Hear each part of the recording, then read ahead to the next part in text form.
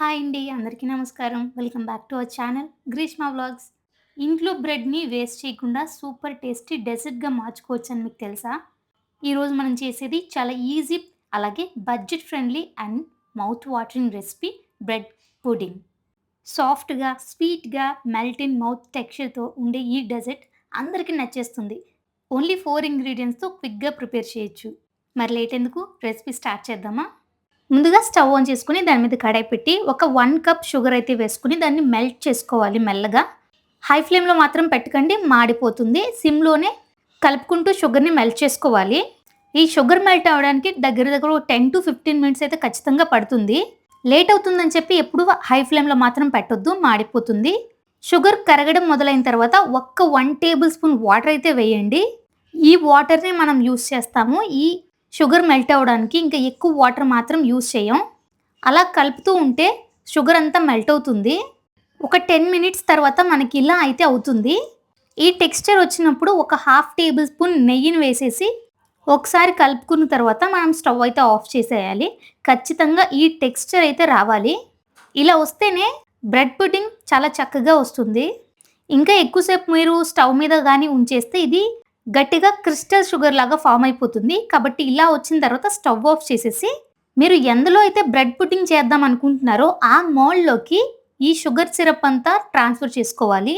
నేను ఇక్కడ కేక్స్ చేసే బేకింగ్ టిన్‌లోకి నేనైతే ట్రాన్స్‌ఫర్ చేస్తున్నాను. మొత్తం ట్రాన్స్‌ఫర్ చేసిన తర్వాత మొత్తం ఒకసారి మౌల్డ్ అంతా వచ్చేటట్టు ఇలాగా స్ప్రెడ్ చేసుకోవాలి. ఇప్పుడు దీంతో పని అయిపోయింది. దీన్ని పక్కన పెట్టి నేను ఈ బ్రెడ్ పుడ్డింగ్ కోసం 4 బ్రెడ్ స్లైసెస్‌ని అయితే యూజ్ చేస్తున్నాను. అలాగే 2 ఎగ్స్ కూడా. ఫస్ట్ ఈ బ్రెడ్స్‌కైతే బ్రౌన్ కలర్‌గా ఉన్న ఎడ్జెస్ అయితే తీసేయాలి. ఎడ్జెస్ వేస్తే సరిగ్గా రాదు. సో, ఎడ్జెస్ మనం రిమూవ్ చేసేసి పక్కన పెట్టుకోవాలి. దీనికి మీరు ఏ బ్రెడ్‌ని యూజ్ చేసినా నో ప్రాబ్లమ్. నేనైతే మిల్క్ బ్రెడ్‌నే తీసుకున్నాను. ఎందుకంటే ఈ బ్రెడ్ కొంచెం స్వీట్‌గా కూడా ఉంటుంది కాబట్టి ఈ బ్రెడ్‌ని చిన్న చిన్న పీసెస్‌గా చేసుకొని మిక్సీ జార్‌లోకి అయితే తీసుకోవాలి. మనం ఈ బ్రెడ్ పుడ్డింగ్ కోసం చేసుకున్న లిక్విడ్‌ని అయితే మనం ఎక్కడా వేడి చేయం. ఈ బ్రెడ్ యాడ్ చేసుకున్న తర్వాత మనం 2 ఎగ్స్‌ని అయితే బ్రేక్ చేసి మిక్సీ గిన్నెలోకి వేసుకోవాలి. మీకు కావాలంటే బ్రెడ్ స్లైసెస్‌ని పెంచుకొని అలాగే ఎగ్ కూడా ఒకటి ఎక్స్‌ట్రా యాడ్ చేసుకోవచ్చు. క్వాంటిటీ ఎక్కువ కావాలి అంటే.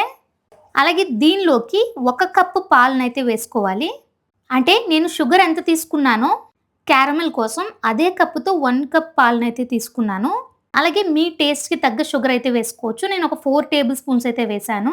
దీన్ని మంచిగా ఒక 1 మినిట్ మిక్సీ పడితే మనకి ఇలా అయితే రెడీ అవుతుంది. కన్సిస్టెన్సీ ఇలానే ఉండాలి. అంటే మనం ఇంట్లో మిల్క్ షేక్స్ ప్రిపేర్ చేసుకుంటాం కాబట్టి ఆ కన్సిస్టెన్సీ ఉంటే చాలు. మరీ గట్టిగా ఉండకూడదు.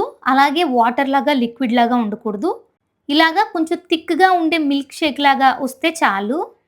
సో, మనం చేసుకున్న బ్యాటర్ అంతా ముందుగానే క్యారమెల్ మౌల్డ్‌లోకి వేసుకున్నాం కాబట్టి ఆ మౌల్డ్‌లోనే ఈ బ్యాటర్ కూడా వేసి ఒక 2 టైమ్స్ ట్యాప్ చేసి పెట్టుకోవాలి. ఇప్పుడు నేను ముందుగానే వాటర్ పెట్టి బాగా బాయిలింగ్ అయినంత వరకు మరిగించుకున్నాను. దీంట్లో ఒక స్టాండ్‌ని గానీ, ఏదైనా గిన్నెని గానీ ప్లేస్ చేసి మనం ప్రిపేర్ చేసుకున్న ఈ బ్రెడ్ పుడ్డింగ్ బ్యాటర్‌ని అయితే కరెక్ట్‌గా ప్లేస్ చేసుకోవాలి. ఎగ్జాక్ట్‌గా హై ఫ్లేమ్‌లో అయితే ఒక 15 మినిట్స్, లో ఫ్లేమ్‌లో అయితే ఒక 20 మినిట్స్ వరకు బేక్ చేసుకుంటే సరిపోతుంది. మధ్య మధ్యలో మనం చెక్ చేసుకుంటూ ఉండాలి. ఏదైనా ఫోర్క్ గానీ, టూత్ పిక్ గానీ పెట్టుకొని చెక్ చేస్తున్నప్పుడు మనం పెట్టిన దానికి స్టిక్ అవ్వకుండా క్లీన్‌గా వచ్చేస్తే మనకి రెడీ అయిపోయినట్టేని. స్పూన్‌కి ఏమైనా అంటింది అంటే ఒక 2-3 మినిట్స్ ఇంకా బేక్ చేసుకోవాలి. ఇది కొంచెం గోరువెచ్చగా ఉన్నప్పుడు దీన్నైతే మనం డీమోల్డ్ చేసేయాలి. చుట్టూ నైఫ్‌తో ఇలా ఘాట్లు పెట్టిన తర్వాత ఈజీగా డీమోల్డ్ అయిపోతుంది. చూడటానికైతే ఫ్రెష్‌గా జున్ను పాలతో చేసిన జున్నులాగా ఉంది.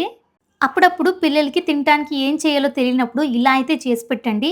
వేస్ట్ చేయకుండా చక్కగా తినేస్తారు. అలాగే ఇలాంటివి చేసినప్పుడు బయట ఫుడ్స్ ఇంకా అస్సలే అడగరు. అలాగే మర్చిపోకుండా నెక్స్ట్ ఏ రెసిపీ చేయాలో కమెంట్ చేయండి. ఇంతేనండి ఈజీ బ్రెడ్ పుడ్డింగ్ రెసిపీ. చూసారా ఎంత సింపుల్‌గా అయిపోయిందో? అలాగే ఈ రెసిపీ చేయడానికి కష్టపడాల్సిన అవసరం లేదు. జస్ట్ ఒక 15 మినిట్స్ స్పెండ్ చేస్తే అయిపోతుంది.